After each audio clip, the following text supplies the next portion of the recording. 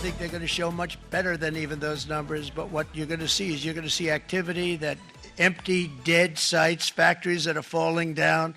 Those factories will be knocked down, and they're going to have brand new factories built in their place. They're not only talking about renovating, they're talking about brand new, the best anywhere in the world, the biggest anywhere in the world. I have a friend who builds car plants, and I said, I want to see the biggest and the best. He said, well, we have to go to Mexico.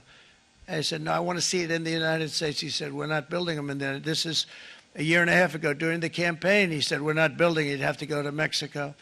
When I was starting to decide to run, and I went to number one in the polls very rapidly, I want to say, like let's say in the first hour, and then shortly thereafter, it looked like I was going to win, and the fake news was saying, "Oh no, don't do this." What they don't know is if I didn't win, they would have really been in trouble, because nobody wants to read them anyway.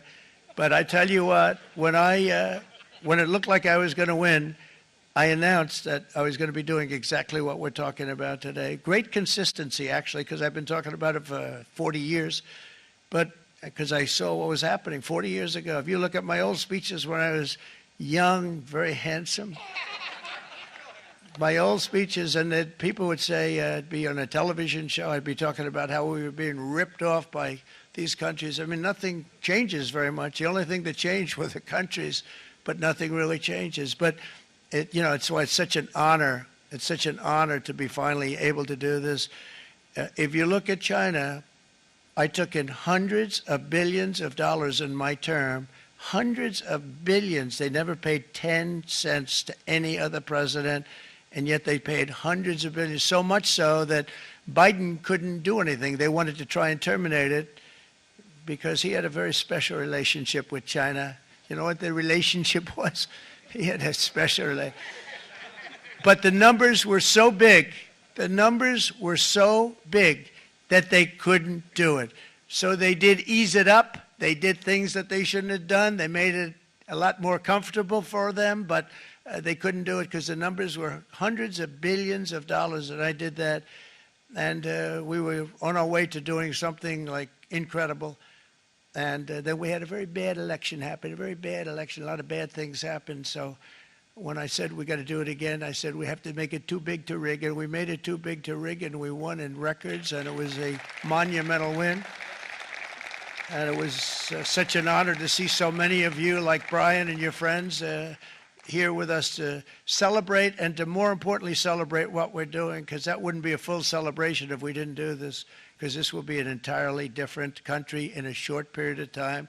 It'll be something the whole world will be talking about it. The critics made the very tired predictions earlier this year, but in February, core inflation dropped to the lowest rate in 4 years, and the price of eggs, as you know, just in a month and a half, we were there for 4 weeks, and the first week I got blamed for eggs. I said, I just got here. They said eggs have gone up at like 250%, and you can't get eggs. And they were going crazy. And I said, I just got here. And then we got to work on eggs, and we got to work on everything. And our great Secretary of Agriculture, you did a fantastic job. Brooke Rollins, she did a fantastic job. And as I said before, the price of eggs dropped now 59%, and they're going down more, and the availability is fantastic. They were saying that for Easter, please don't use eggs. Could you use plastic eggs? I said, we don't want to do that. We want to, and you really came through. It's an amazing job. Thank you very much, Brooke. You did great. But likewise, an old-fashioned term that we use, groceries. I used it in the campaign. It's such an old-fashioned term, but a beautiful term, groceries. It sort of says a bag with different things in it. Groceries went through the roof, and I campaigned on that. I talked about the word groceries for a lot, and energy costs now are down. Groceries are down. Gasoline is way under $3, and people are beginning to be able to buy things and live again. We brought prices way down. We created 10,000 already in a few weeks, new manufacturing jobs. And it was that took place in 1 month, numbers that they haven't seen in a long time. We had virtually no inflation under my term. We had virtually no inflation for 4 years, but after transitioning over to Sleepy Joe, it went from almost non-existent to the highest in the history of our country. They had the highest inflation in the history of our country. brought up by energy and bad spending and bad policy, and a lot of bad things happened. How about allowing millions and millions and millions of people to pour into our country with open borders, where it's so sad to see even now, and I see our great secretary you have done. Stand up, please, Christy. Stand up. Christy Noem and Tom Homan. These people are doing a great job, but gotten them out in records. We have problems with judges that don't want them to go out. They want Tren de Aragua, and they want MS-13, the most vicious gangs ever. Nobody's ever seen anything like it. Absolute killer gangs. They kill people. They don't even think about it. And we put them out, and we have judges now, radical left judges that they don't want them to go out. They want them to even be brought back. Let's bring them back. You've done a fantastic job, and please thank everybody. Homeland Security, thank everybody. Appreciate it. And we now have a border that's the best border that we've ever had, even better than it was my first term. My first term we did good, but this one we really specialized in. We've done really well. And we had records then. We had the best, safest border. 4 years ago, we had the best border there ever was. And now we have, you've actually matched it and done even better. And we're going to get it down the right way. And we want people, by the way, to come into our country, but we want to come in through a legal process. We want them to come in legally. We need more people. We need people to run these plants and to help the auto workers and the Teamsters and the non-union people and everybody else. But we need people and the farmers. And we're going to let people come in, but they want to come in. We want them to come in legally. They have to have the capability of loving our country, not people that hate our country. We don't want them in our country. And now we're going to pass the largest tax cuts in American history, and that's where we're relying on Mike and John Thune. And we will not cut Social Security, Medicare, or Medicaid benefits, and the Democrats will, because if they got in, the entire economy would collapse. This country was heading for a collapse under the people that you saw. They were horrible. I think one of the reasons people like the job, I have my highest approval ratings because I think they're comparing me to the worst administration in the history of our country, so I appreciate that at least. But Speaker of the House Mike Johnson and Senate Majority Leader, appreciate it, Mike. John Thune have been fantastic, by the way. But they've been working tirelessly on taking the next step to pass the plan for our one big, beautiful bill. I'd like to name it that if you can. One big, beautiful. I made that statement about 6 months ago, and everybody calls it one big, beautiful bill. And it will be that. It'll have everything, the big tax cuts and every incentive there is. And it'll be fantastic. And by the way, for the cars, we're asking for an interest deduction on a loan. So if you build the car, only in America we do it, Brian. If the car's not built in America, you don't get the interest rate deduction. But if you build the car in America, if you buy a car, if it's built in America, then you get an interest rate deduction, tax deduction, and that's a big thing. It's going to be a big thing. I think that's going to pay for itself very quickly, that deduction. Never happened. We've never had anything like that before. Somebody said, where do you get the idea? Because it's so basic. You would think that would have happened a long time ago. It never did, and I'm very happy it didn't because now I can say that was my idea. But we're going to get us closer to the debt extension. We have to get the debt extension passed, and I know you're going to be able to do that, Mike, and it's very important that you do that. And all of the other things that the Senate budget plan gives us, along with working, because I know they're working together, John and Mike, and the two bills are going very well together. We need to get our shared priorities done, including certain permanent tax cuts. We want the tax cuts to be permanent, spending cuts, energy and historic investments in defense, border, and so much more. We're covering everything. These will be phenomenal. There'll be no bill like this going to straighten. One bill is going to straighten out our country for many, many years to come.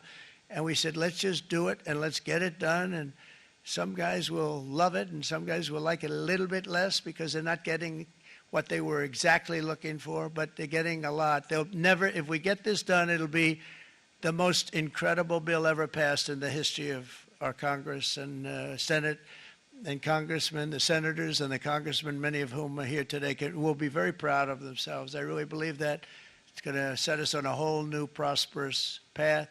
We're going to cut spending and right-size the budget back to where it should be. We're going to do that very strongly.